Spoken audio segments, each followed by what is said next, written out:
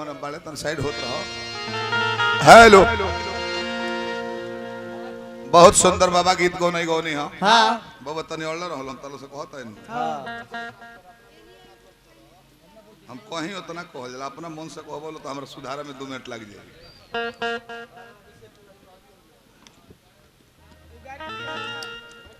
बहुत बढ़िया हो बहुत बढ़िया बाबा गीत संगीत गौनी है बहुत सुंदर। हम कहे कि बाबा रो लगे अधूरा बात कहते हैं तो रो लगन है कहे को अधूरा ज्ञान हमर बा आई पहुंचल फकीर बड़े हम तो ऐसा ना कहले रहे ना रो कलयुग के उम्र बताई द्वापर के त्रेता के सतयुग के बता के छुपा गो हम कहे कि आधा कहता नहीं रहुआ चतुर्युगी बताई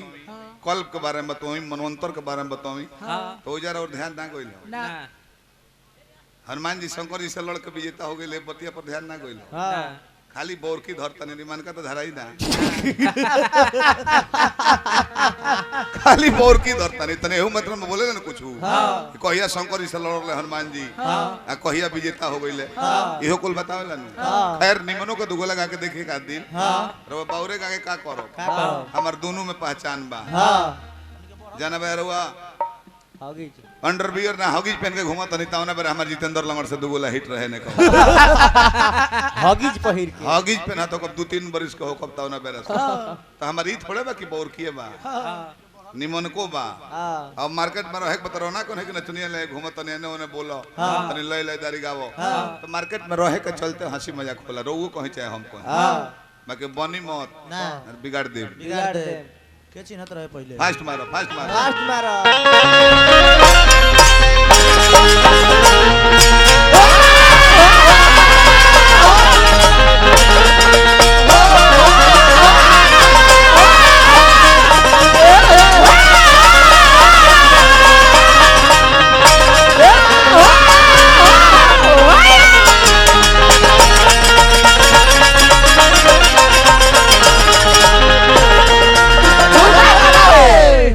के बोले के हक ना छोड़नी है वहां सता नहीं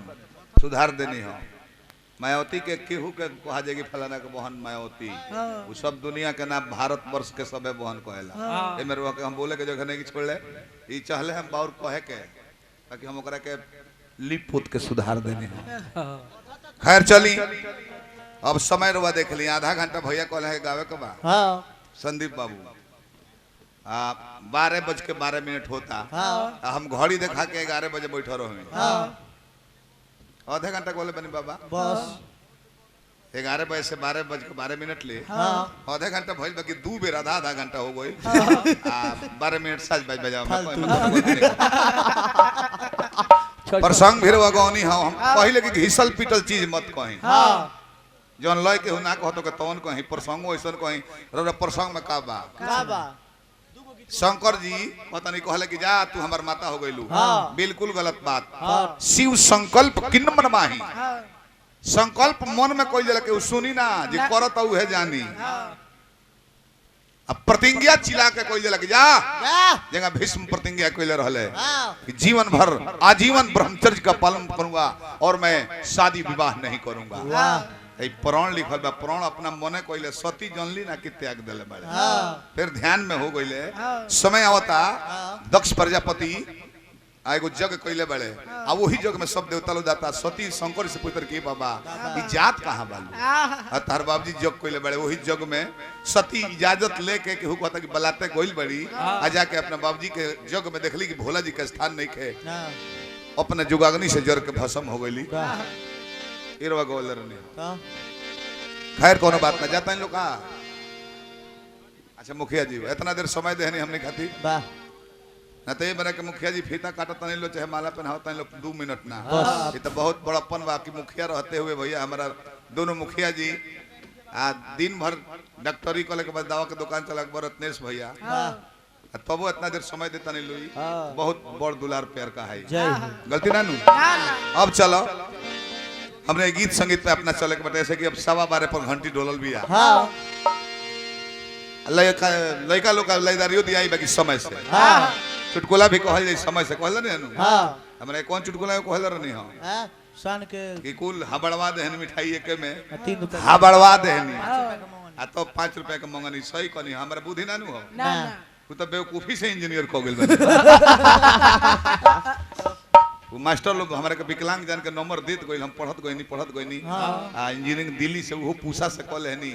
जान हमारे हुआ के भूसा भी ले जाए के इजाजत ना दी हाँ जी सावरी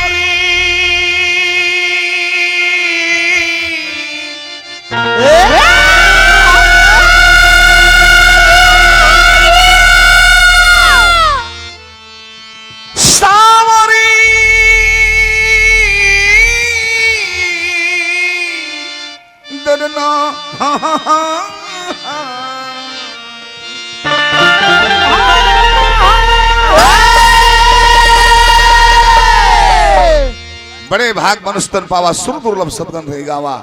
उघर ही अंत न होई निबाहू काल नेमि जिमि रावण राहू देखावटी जब पो तो तारा उघार होके के बा काल नेमि जिमि राहू रावण सब है जो पले रहे बाकी देखावटी फायदा खाती जो बतावना में आ स्नेह प्रेम से लगाव में जो बतावना में अंतर हो जाए पूर्वी गौनी है तो पूर्वी को हमने के भाव दिया ही है ना बबुआ समय की चीज कहो माई चल गली छोड़ के केहू के दादी चल गई केहू के माई चल गई केहू के सास चल गई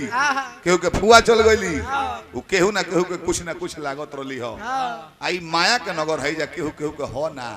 एगो कवि कहले कि world is stage and life is drama we are actor and God is director हम लोग एक्टर हैं जैसे मंच बना हुआ है रात भर के लिए भैया कम करो बेंजू भैया तब है मंच बनल बा रात भर खाती सवेरे मंच उजार पजार दिया बाकी हमनी के चर्चा चली कौन व्यास का कहूं का कहूं ओहिंगा ई धरती एगो स्टेज हो जीवन एगो ड्रामा हो हमनी के एक्टर बनी जा डायरेक्टर ऊपर बड़े फिल्म से सीन तार समाप्त हो जाई तो एक सेकंड के देरी ना हो चाहे तू मोदी जी हो को चाहे नीतीश हो को चाहे लालू जी हो को चाहे अभियंता हो जाए के सब काम बा बाकी कवि के भाव हो के केहू के हो ना दुनिया एक ट्रेन है गांव एक बोगी है परिवार एक कंपार्टमेंट है कंपार्टमेंट में जाता नहीं बैठ कर वो दिल्ली रिजर्वेशन में तो सीट से प्रेम बा दोसर के हुआ के छुआ तो सीटिया है रिजर्वेशन करल बने है ना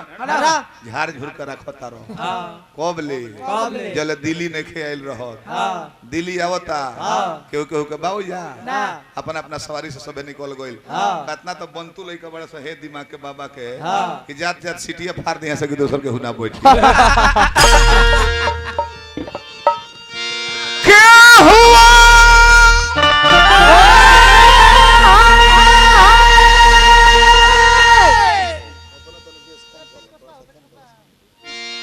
आवाज के मधुरता खा जाता बॉम्बे हाट हो जाता पूर्वी के उठानी मेन हो बाबा तब आवाज लगा चार हुमाचा मारल जलाय में पहला सुनी हनु नई खया